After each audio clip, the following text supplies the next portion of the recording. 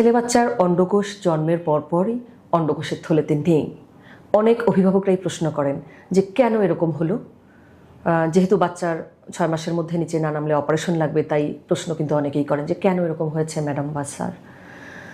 তো প্রথম কারণে যেটি আসে সেটি হচ্ছে যে গিউবার্নাকুলাম নামে একটি জিনিস আছে, যেটি অন্ডকোষের থলেতে নিচে নামে এটিকে ওখানে পজিশনে রাখে।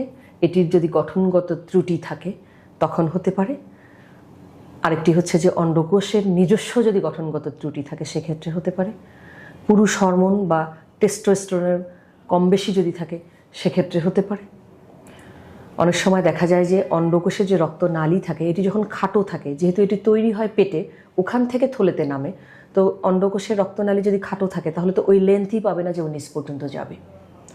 আবার অন্ডকোষ থেকে একটি নালী থাকে যাকে আমরা বলি বীর্য বহন করে যে নালীটি, ভাস ডিফারেন্স, ওটিও যদি শর্ট বা খাটো থাকে তখন কিন্তু এটি আর নিচে নামতে পারে না। এছাড়া কিছু কিছু ক্ষেত্রে দেখা যায় যে বিশেষ কোনো রোগের কারণে পেটের দেয়ালের গঠনগত ত্রুটির কারণে যদি পেটের প্রেশারটা ঠিকমতো মেনটেন না হয় তখনও কিন্তু এটি নিচে নামে না।